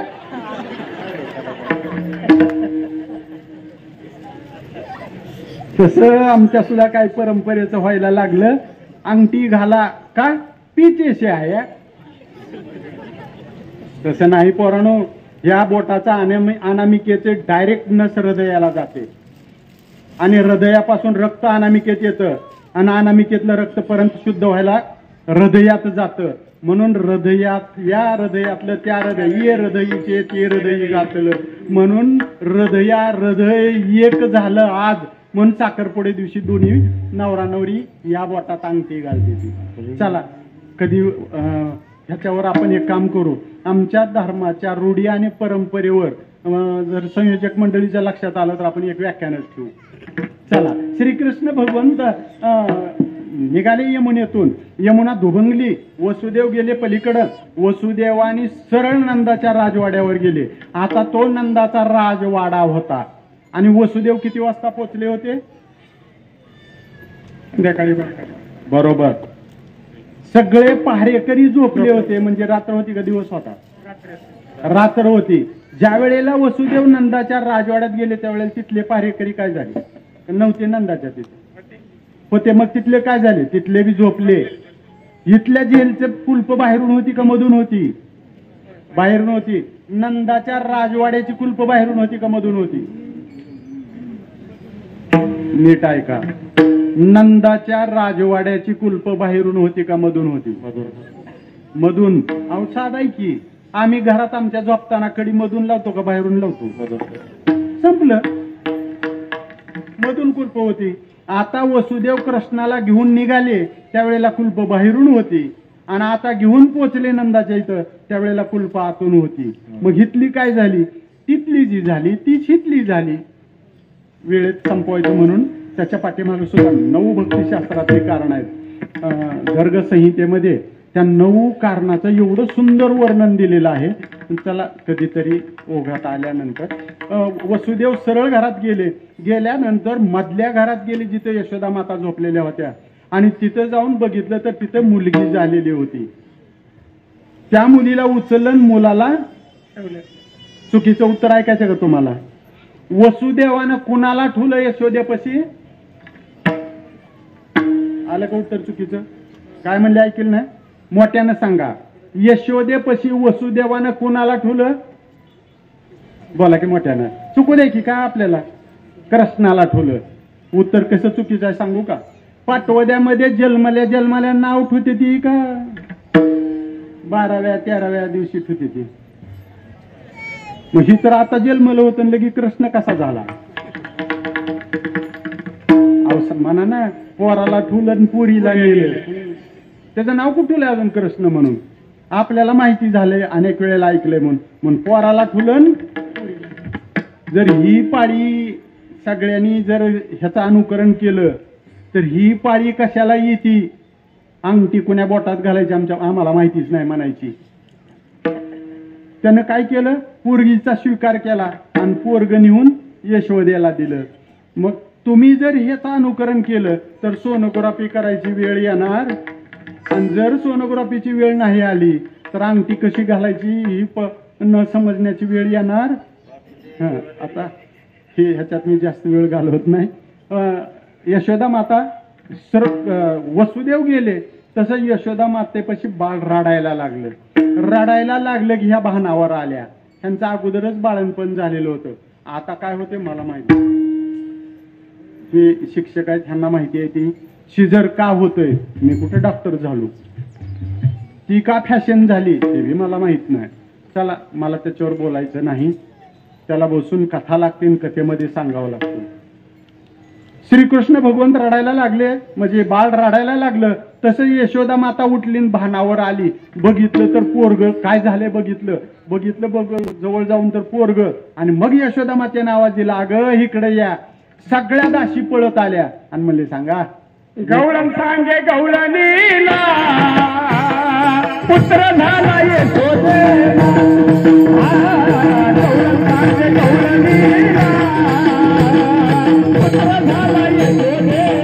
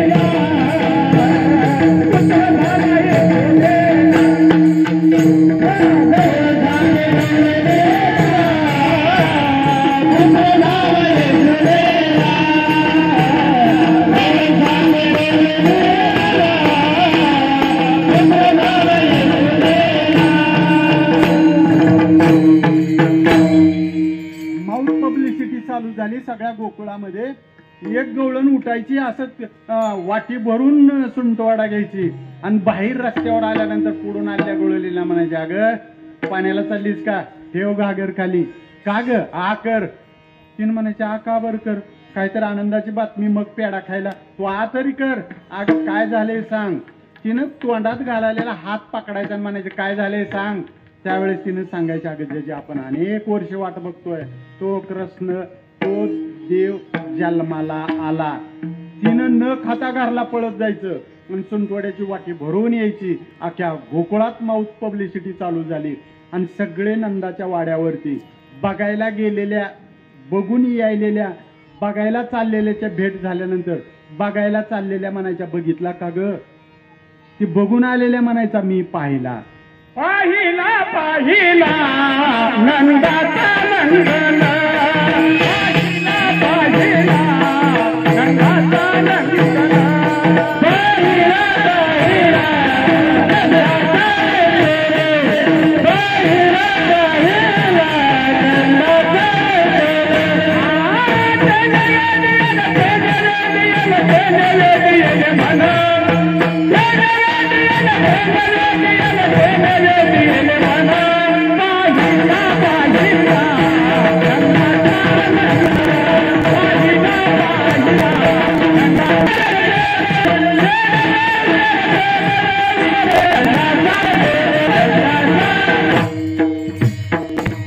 सांगायला, अगं आम्ही पाहिला ग, कोण तेने वेधी मला एवढं भुरळ घातली, एवढं भुरळ घालण्यासारखं आहे का.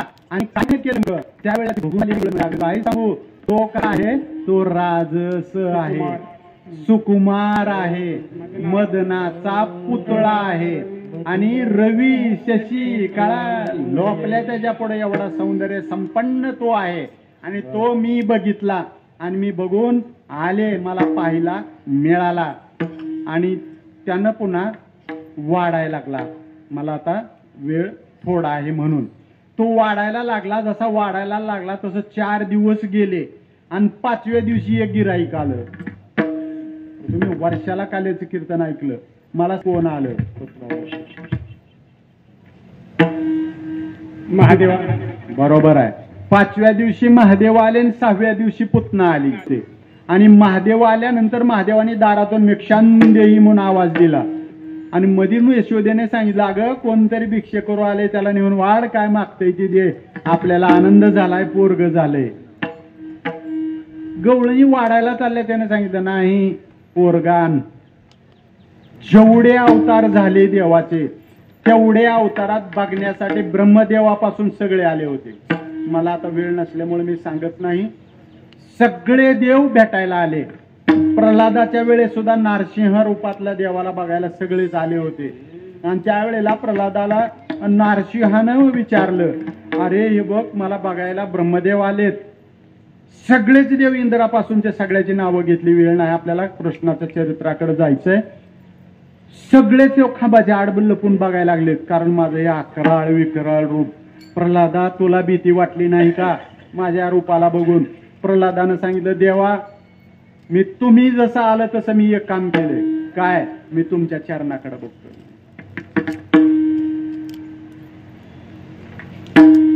जो अवतार झाला होता त्या अवतारात अर्ध शरीर कशाचं होतं? नारसिंहामधलं अर्ध शरीर कशाचं होतं? सिंहाचं होतं. आणि अर्ध शरीर कशाचं होतं? माणसाचं होतं. प्रल्हाद कुठं बघायला लागलेत? पायाकडं. पायाकडं बघायला, पाय कशाचं होतं? माणसाचं. मग माणसाचं पाय बघताना भीती वाटायचं काय कारण आहे? मग नारसिंहानं विचारलं, प्रल्हादा तू पायच किती वेळ बघतो? ते म्हणले, जोपर्यंत माझं मन भरत नाही तोपर्यंत मी पायच बघणार. ज्या वेळेस माझं मन भरून येईल, डोळं तृप्त होतील, त्यावेळेला मी तुझ्या पिंढऱ्याकडे बघणार. आणि मग हळूहळू मग तोंड, मग द्यायचं का न द्यायचं पुढाय म्हणले. चला मला कृष्णाचं सांगायचंय. श्रीकृष्ण भगवंताला पाहायला महादेव आले आणि त्यांनी सांगितलं, मला भिक्षा द्यायची तर पोरग. ती म्हणले, पोरग? आता मा 5 दिवसाचं लिकरून असलं, पांढरं शिपट दाढी मिशान, काय डमरू घेऊन आले. यशोदा मातेला जाऊन सांगितलं, मा लय विद्रूप आहे. आणि लेकराला ते आणा म्हणतंय, आणि बघितल्यावर लेकरू कसलं घाबरल. यशोदेने नाही दिलं. तेवढ्यात नंद बाबा आले. नंद बाबा म्हणले, अगं याचक कोणतर आले, द्या ह्याला काय याचकाला पाहिजे ते, आज आपण खुशी आहोत. ते म्हणले, नाही तुम्हाला माहित नाही ती काय म्हणते, ऐका. तिनं मोठ्यानं म्हणले, झोपलंय लेकरू. आणि नंदराजाला सांगितलं ती लेकरू आणा म्हणाली. त्यावेळेला एक 80 वर्षाची म्हातारी आली तिथं. ते कोण आली काय आता पुन्हा सांगेन. म्हातारी आली आणि तिने नंदराजाला सांगितलं, नंदा आण ते लेकरू पायावर घाल त्याच्या. आणि जेव्हा लेकरू रडायला लागलं घरामध्ये, ते आतापर्यंत काय म्हणते ती झोपलं, आणि जेव्हा रडायला लागले का नाही, ती मध्ये रडायलं आणि ही बाहेर रडायलं. आणा त्याला माझ्याकडे म्हणून. त्याला माहिती होतं बाहेरच्याला हे मधलं कवा गप बसणार आहे, आणि मधल्याला माहिती होतं मी कधी रडायचं थांबणार आहे, याचं समाधान कधी होणार आहे. योग्यांच्या खुना योगी जाणे. रडायला चालू. त्याने सांगितलं आण. आणि त्या म्हातारीने सांगितलं, नंदराजा, नंद बाबा तुला माहिती नाही ती कोण आहे ती, आण बाळ. आणि जेव्हा बाळ आणलं तेव्हा तळून रडायलेलं बाळ मोठ्यानं हसायला लागलं त्याला बघितल्यावर. आणि ही बाहेर संतापून गेलेलं त्याला बघितलं की आनंदाने हसायला लागलं. कारण ती कोण आहे ह्याला माहिती होतं आणि ही कोण आहे त्याला माहिती होतं. गेले शंकर भगवान, दर्शन झालं. आणि गेल्यानंतर 6व्या दिवशी पुतना आली. पुतना कशी आली? नटून थटून अलंकार घालून आली आणि मध्ये गेली. कृष्णाला पाजायला घेतलं. कृष्णाने तुडुंब भरलेलं विष पेलं. विषानंतर दूध काय असेल ते पेलं. त्याच्यानंतर रक्त पेलं. मांस धरून पंचप्राण जेव्हा वाढायला लागलं त्यावेळेला पुतना म्हणले, कृष्णा सोड सोड सोड. त्यानं म्हणलं, एकतर धरीत नाही, धरलं तर सोडत नाही. भूत जबर मोठं ग बाई, मी नाही सोडित म्हणला. आणि शेवटी सोडलंच नाही हो. पण पुतण्याचा काय केला? वध नाही केला, उद्धार केला. तुवा संका धिकाचे माने सायुज्य सौरसुदी दिला पुतने, जी विषाचनी स्तनपाने मारो आली. अहो देवाला विरोध करा, देव प्रसन्नच होतो. आणि देवाला म्हणजे विरोधासक्ती भक्ती केली तर देव मुक्ती देतो. आणि देवाला लागून लगत भक्ती केली तरी देव मुक्तीच देतो. पण एकीकडं वाचवून आणि एकीकडं मारून. कपिकुळ उद्धरीले मुक्त केले, राक्षस सगळ्यालाच मुक्त केलं आणि उद्धार केला. पण एकाला वाचवून आणि एकाला मारून. कंसाचा उद्धार झाला का कंसाला मारलं? अहो मारलं पण उद्धार केला, पुतनेला मारलं उद्धार केला. परंतु आपण विरोधासक्त भक्ती कर. एक नदी आहे आपल्या पाटोद्यालाही नदी आहे, दुथडी तुडुंब भरून वाहते. एक काठ ज्ञानाचा आहे आणि दुसरा काठ भक्तीचा आहे. आपण कुठल्या काठाला बसायचं ते आपण ठरवायचं. आणि असा श्रीकृष्ण भगवंत वाढायला लागला, खोड्या करायला लागला. खोड्या करता करता गवळणीकडे लीला करायला लागला. कोणाच्या दाढी विणीची गाठ बांधली, कोणाच्या वासराच्या शेपटाच्या गाठी बांधल्या. गवळण धार काढायला जर चालले, आधी धारा गवळणीनं काढायच्या नव्हत्या, गवळ्यानं काढायच्या. आणि एखादा गवळे कुठे गेला, गवळण जर धार काढायला चालली, हे ना आधीच वासरं सोडून द्यायची आणि गवळण धार काढायला जायची आणि तिला पंचायत व्हायची. दूधच नाही ह्यांनी काय म्हणतील. आल्यावर तुला साधं मी गेल्यावर धार सुद्धा काढणं झालं नाही, वासरं पाजून बसलीच, तिनं ती रिकामीच घ्यायचं दुधाचं भांड. आणि यशोदा मातेकडे जायचं आणि सांगायचं, अगं आम्ही जागावं कसं, हे बघ म्हणली रिकामच. ती म्हणली ही की धार काढून. अगं कशी धार काढू, मी धार काढायला जायच्या आधी त्यानं वासरं सोडली. त्यानं म्हणलं थांब थांब थांब थांब आई म्हण, तू सांग मी सकाळी उठल्यापासून कुठं खेळतोय. यशोदा माता म्हणली माझ्या जवळच आहे की, ही जर वासरू सोडायला मी कधी गेलो.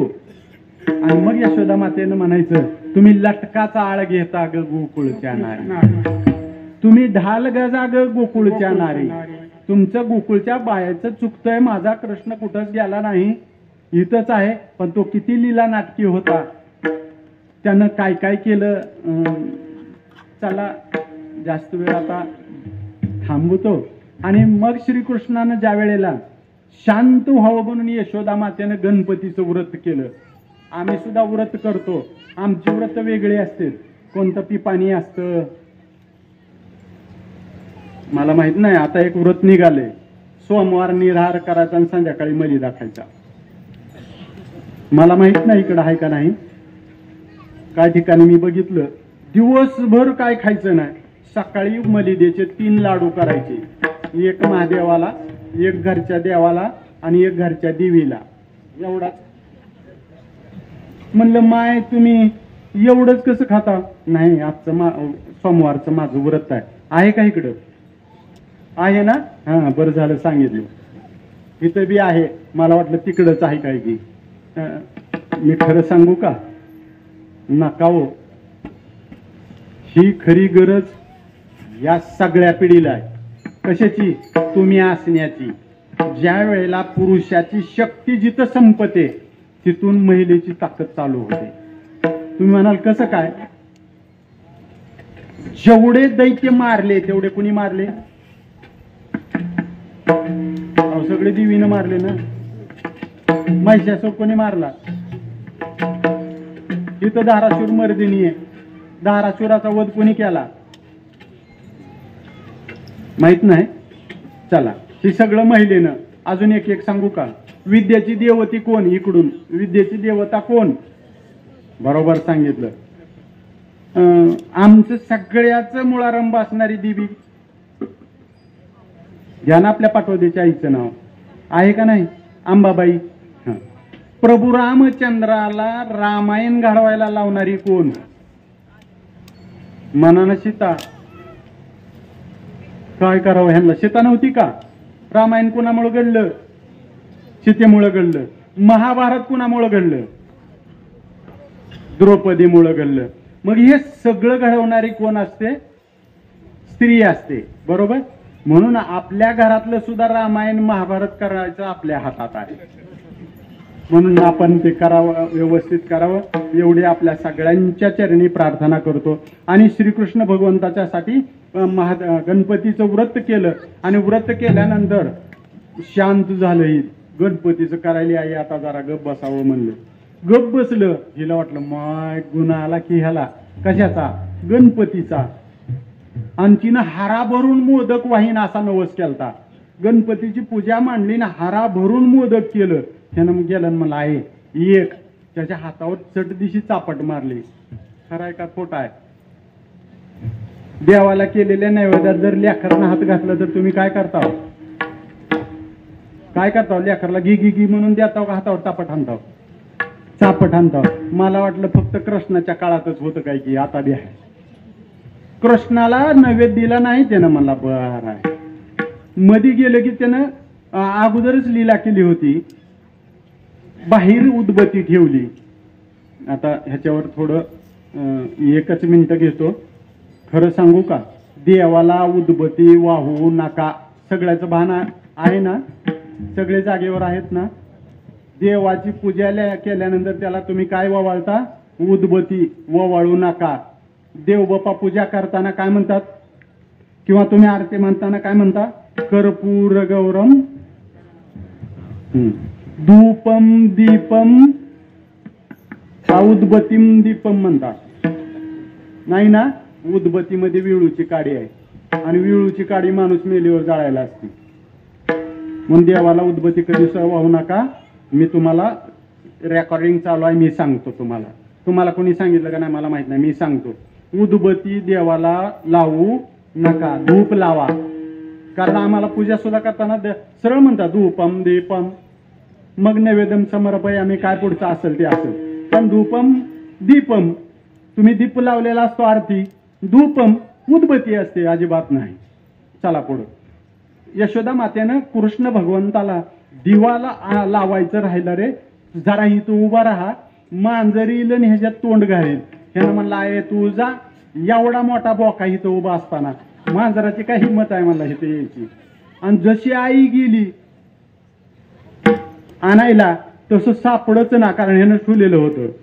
आखं मोदक सगळं खाल्लं आणि म्हणला साक्षीदार आईला सांगायला पुरावा.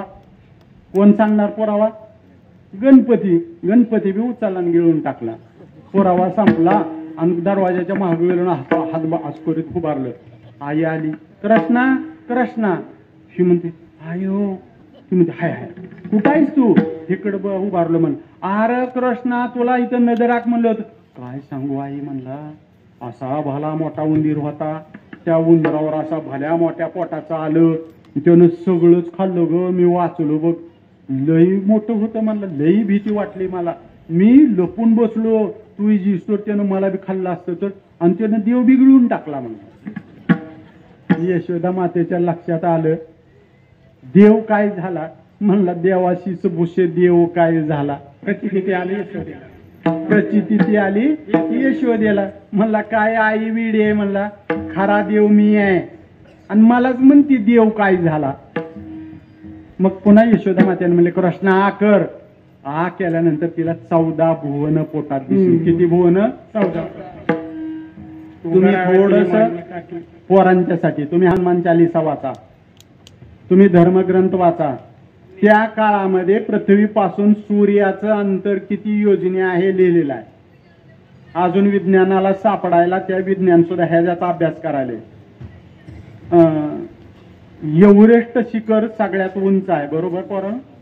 एव्हरेस्ट शिखराची उंची कुणी मोजली माहित नाही. मी सांगतो की ज्यानं मोजली त्याच नाव दिलं ना त्याला. एव्हरेस्ट नावाचा एक पाश्चात्य विचारवंत होता. त्यानं उंची मोजली आणि लिहिलं. त्याचं नाव त्या एव्हरेस्ट शिखराला दिलं. आता पुढचं सांगतो. विमानाचा शोध कधी लागला माहित नाही. विमानाचा शोध कुणी लावला? राईट बंधूंनी लावला. राईट उत्तर दिलं तुम्ही. अरे जर राईट बंधूंनी विमानाचा शोध लावला तर राम पुष्पक विमानात महागारी अयोध्येला आलता तेव्हा का राईट बंधू जन्माला आलत का? अजिबात नाही. विमानाचा शोध या लंकेच्या विमानाच्या धर्मग्रंथाचं वाचन करून आमच्या भारत देशातल्या 2 भावांनी शोध लावला. पण सत्ता त्यांची होती. त्या शोधाचं नाव त्यांनी त्यांच्या राईट बंधूला दिलं आणि आमचं शास्त्र घेऊन गेले. चला मला आता त्याच्यात जायचं नाही. श्रीकृष्ण भगवंताचं यशोदा मातेच्या लक्षात आलं की आपलंच खोडकर आहे. हे गवळणीला दोष देण्यात काय हरकत अडचण म्हणजे दोष देण्यात म्हणजे आपला दोष आहे म्हणण्यात उपयोग नाही. आणि मग यशोदा मातेने सांगितलं तुम्ही आता शाळेत तुमचा आगाऊपणा बाद झाला आम्हाला कळलं. आता शाळेत म्हणजे त्यावेळेची शाळा काय अंगणवाडी नाही, जिल्हा परिषदची नाही, मग कुठं गाई घेऊन यारे तुम्ही गाये होनी सारे गोपाळ यारे तुम्ही गाये होनी सारे गोपाळ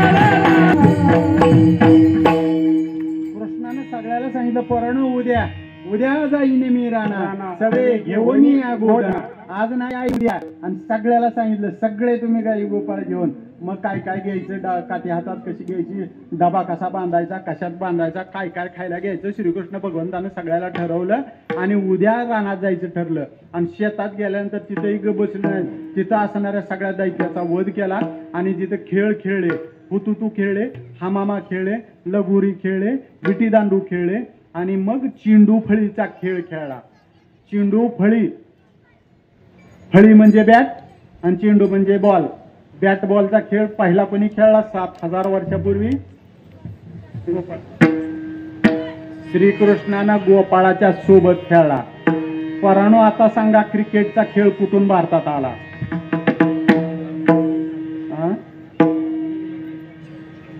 आता मी सांगू आमचेतून तिथं गेला आणि तिथून माघारी फक्त नाव बदलून आला आमचा बॅट चेंडू फळी खेळ कृष्णानं 7500 वर्षापूर्वी खेळला आणि तो खेळ तिथे गेला आणि बॅट बॉल होऊन माघारी आला आम्हाला आमच्या धर्मग्रंथाचं महत्व कळना आम्ही बी काय करायला र मॅच बघायलोय कसं झालं र मग चालू असतं काय झालं ती सगळं काम धंदा सोडून सगळं जेवणाचं सुद्धा संपून चालू असतं चला माझा वेळ संपलेला आहे श्रीकृष्ण भगवंताने खेळ खेळलं त्रिगुण खेळ खेळला आणि तिथं कालियाचं मर्दन केलं आणि पुन्हा पेंड्या म्हणला दिलेला टाइम संपला महाराज खांदी बहार पोटी भूकन काय कीर्तन ऐकायचं सुख बाद झाला आता श्रीकृष्ण भगवंतांनी सगळ्याला कमल पुष्पाच्या आकारानं उभा केलं मध्यभागी कृष्ण भगवंत उभा राहिलेले आहे आणि सगळ्याच्या रोट्या एकत्र केल्या सगळ्याचा काला केला हे सगळ्यांनी नीट लक्ष देऊन ऐकण्यासारखं आहे सगळ्यांच्या भाकरी एकत्र केल्या कोणाच्या गोपाळांच्या गोपाळात कोण कोण होतं करा चिंतन कीर्तन झाल्यावर मला सांगा सगळ्याच्या भाकरी एकत्र केल्या आम्ही त्याची खात नाही त्याला शिवित नाही त्याला देत नाही त्याने हात लावला म्हणून घेत नाही चला कृष्णानं सगळ्याच्या शिदुऱ्या एकत्र केल्या आणि तीच माझ्या छत्रपती शिवाजीराजांनी अनुकरण केलं म्हणून हिंदवी स्वराज्य निर्माण राहिलं उभा झालं कारण कृष्णाचं अनुकरण छत्रपतीने केलं होतं मला पूजेला आल्यानंतर आनंद झाला होता याची गरज आहे आता मिडशिंग्यामध्ये कालच काला झाला तिथेही दररोज महाराजांच्या हस्ते छत्रपतींना हार घातला जायचा आणि शेवटी कीर्तनात आरती होऊनच समारोप व्हायचा छत्रपतींची बर का इथंही दररोज आहे ह्याची काळाची गरज आहे आता ह्याच्या पुढे 2 पावलं जातो मी एक नाही 2 पावलं जातो पोरांनो फक्त आरती आणि हार महत्वाचा नाही तर तुमच्या डोक्यात ह्यांचे विचार असले पाहिजे आणि मग मात्र पाटवद्याच्या सप्त्याला अमृत महोत्सव काय सुवर्ण महोत्सव काय अहो 251 काय 375 तुको भरायचे चालू आहेत तुमचे 371 वर्षाच्या सप्त्याला गालबोट लागणार नाही हे विचार जर तुमच्यात आले तर आणि श्रीकृष्ण भगवंताने काला केला सगळ्यांना वाटला सगळ्यांना मध्ये उभा राहिलो विभ्रतवेनो जठर पटयो भागवताच्या दशम स्कंदामध्ये सुंदर वर्णन आलेलं आहे मी आता जास्त वेळ झाला माझा मी पुन्हा फक्त एवढंच सांगेन वैकुंठवासी प्रातस्मरणे गुरुवरे बाबांच्या कृपा आशीर्वादानं त्या काळात मीही होतो मी लहान होतो खांद्यावर पकवास घ्यायचा मला चलणं होत नव्हतं तरी मी येत होतो टाळ डोक्यावर घेऊन यायचं आणि पाटवद्यातल्या मंडळीने सप्ताह झाला की बैलगाडीनं सोडायला यायचे ते जे बैलगाडीनं सोडायला येत होते ते आताही माझ्या समोर इथं बसलेले सगळ्यांना मी म्हणत असतो पांडुरंगांना तुम्ही सगळ्यांना माहिती आहे तुम्हाला त्यांची बैलगाडी बैल काय असायची ती बघितल्यानंतर भीती वाटणारी बैल होती आणि त्यांच्या बैलगाडीनं आम्ही जायचं आणि हा सप्ताह उभा राहिला एवढी आपल्या सगळ्यांच्या चरणी मी प्रार्थना करतो की येणारी पिढी सक्षम बनवा सप्त्यासाठी म्हणून नाही तर धर्मासाठी सक्षम करा त्यांच्यावर चांगले संस्कार करा जर हे झालं तर आम्ही पुन्हा कीर्तनाला नाहीतर येणारा काळ खूप वाईट येणार आहे आणि सगळ्या भजनांच्यासाठी आणि सगळ्या संप्रदायातल्या ज्येष्ठ मंडळीसाठी एक विनंती करतो येऊ द्या पोरं भजनात, चुकू द्या टाळ त्यांचा, घालू द्या गोंधळ त्यांनी आमच्या सप्त्यामध्ये. आमच्या लेकरांना आमच्या सप्त्यात या आमच्या देवळात गोंधळ घालायचा नाही तर मग जाऊन कुठं. आणि टाळ त्याला वाजवा येत नव्हता, आडवं वाजवत होतो. वाजवू द्या त्याला आडवं. तुम्ही कुठं आधीच आलं तेव्हा शिकून आलता, आल्यानंतरच बाहेर शिकलात ना, त्याला शिकू द्या. आणि एक इथं जशी सक्षम पिढी, मी मगाशी विचारलं इथं उभारलेली पोरं कुठल्या संस्थेची आहे ती, आणि मला सांगितलं की गावातली आहे ती. ही ज्या वेळेला पिढी सक्षम होईल त्यावेळेला या पाटोद्यातल्या चौकामध्ये उभा राहायला जागा टाळ करायला मिळणार नाही. मी जास्त वेळ घेतोय ही आपल्या सगळ्यांच्या चरणी प्रार्थना करतो आणि याच ठिकाणी कीर्तन सेवेला पूर्ण ज्ञानेश्वर मावली ज्ञानराजा मावली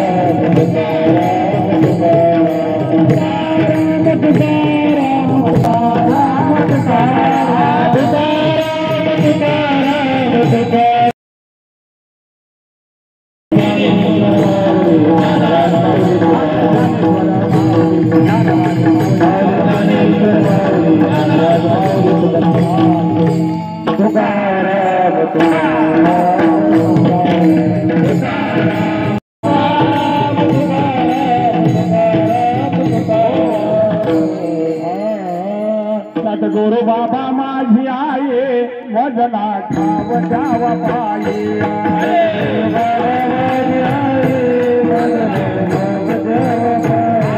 वजला ठाव जावा पाये वजला ठाव जावा पाये सद्गुरु बाबा माझी आये वजला ठाव जावा पाये